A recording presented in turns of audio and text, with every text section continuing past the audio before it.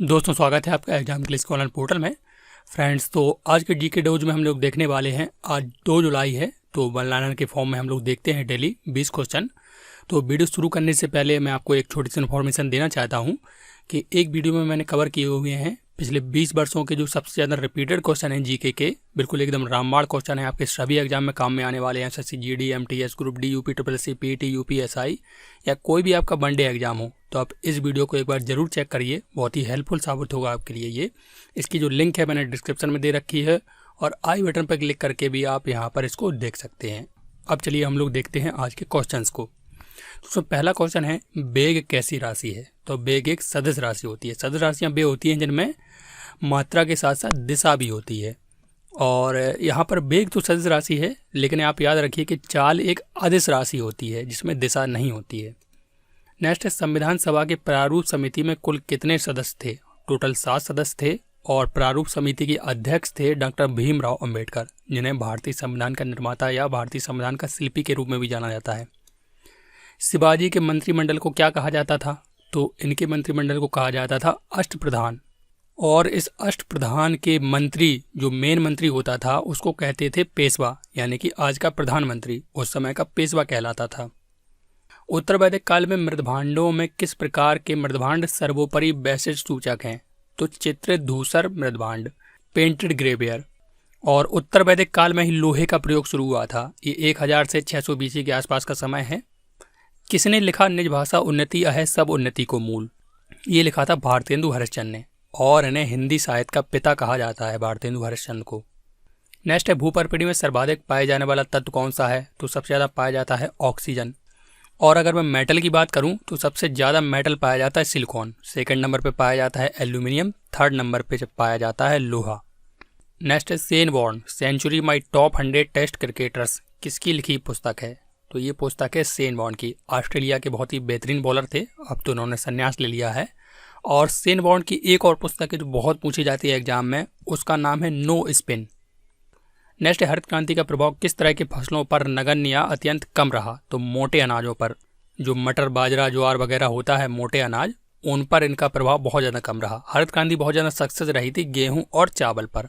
पंजाब, हरियाणा और पश्चिमी उत्तर प्रदेश वाले क्षेत्र में तो बहुत ज़्यादा सक्सेस रही ये वाली क्रांति। नेक्स्ट है, प्रतिहार वंश का सर्वाधिक प्रतापी व महान राजा कौन था? मिहिर भोज। प्रतिहार वंश को फुल फॉर्म में गुर्जर प्रतिहार वंश भी कहते हैं। तो ये मध्य प्रदेश के आसपास के इलाके वाला राजा भोज, यानी कि मिहिर भोज सबसे प्रतापी शासक था। नेक्स्ट है, देश में आम्रपाली आम की प्रजाति किस वैज्ञानिक ने विकसित की थी? तो RN सिंह ने विकसित की थी।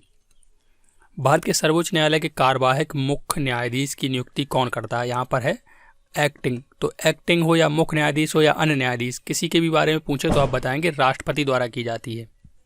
नेक्स्ट है, सूर्य से प्रति सेकंड कितनी जूल ऊर्जा निकलती है? तो 3.86 × 10⁻26 जूल।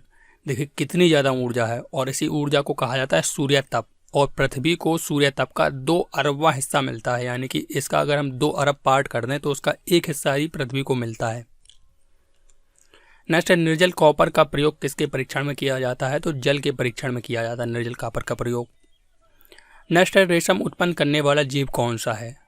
इसका नाम है बॉम्बिक्स मोराई, और शॉर्ट भाषा में इसको कोकून कहा जाता है। और अगर बात करें विश्व में सबसे ज़्यादा रेशम का उत्पादन कौन सा देश करता है, तो वो करता है चाइना, और अपने भारत का स्थान उसमें दूसरा है।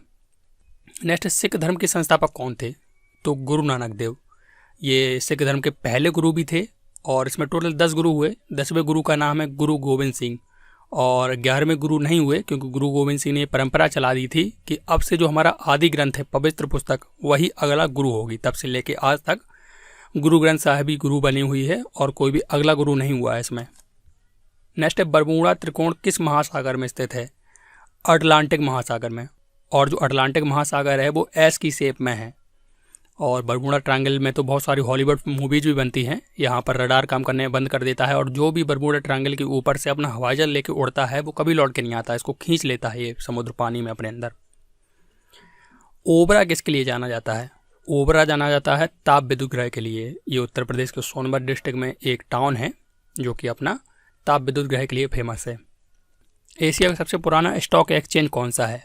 तो बॉम्बे स्टॉक एक्सचेंज, या अब इसका नाम बदल के हो गया Bombay stock exchange BSE, Asia का सबसे पुराना स्टॉक एक्सचेंज है। कुषाण वंश के किस शासक ने केवल तांबे के सिक्के चलवाए थे? तो केवल तांबे के सिक्के चलवाए थे कुजुल कटपचेस ने, और कुजुल कटपचेस इस कुषाण वंश के संस्थापक थे। बाद में इसी कुषाण वंश का एक राजा आता है कनिष्क, जो सोने के सिक्के चलवाता है। रविन्द्रनाथ टैगोर को किस कृति के लिए 1913 ईस्वी का नोबेल पुरस्कार दिया गया था? गीतांजलि के लिए। और रविन्द्रनाथ टैगोर भारत के साथ साथ एशिया में पहले ऐसे व्यक्ति थे जिनको ये नोबेल पुरस्कार मिला हो। 1905 से नोबेल पुरस्कार शुरू हुआ और 1913 तक केवल यूरोपीय व्यक्ति ही इसका मजा लेते रहे। पहली बार किसी भारतीय को मिला था, या एकली किसी एशियन को मिला था 1913 में। तो अब इसका फटाफट से रिवीजन करते हैं। बेग एक सदस्य राशि है। संविधान सभा की प्रारूप समिति में टोटल 7 सदस्य थे। शिवाजी के मंत्रिमंडल को अष्टप्रधान कहा जाता था। उत्तर वैदिक काल के मृदभांडों में सबसे जो उत्तम है वो हैं चित्रित धूसर मृदभांड। निर्भाषा उन्नति है, सब उन्नति को मूल ये लिखा था भारतेंदु हरिश्चंद्र ने। भूपर्पटी में सर्वाधिक तत्व पाया जाता है oxygen. My top 100 test cricketers पुस्तक है सेन वॉर्न की। हरित क्रांति का प्रभाव कम रहा मोटे अनाजों पर। प्रतिहार वंश का महान शासक था मिहिर भोज। आम्रपाली आम विकसित किया था डॉक्टर RN सिंह ने।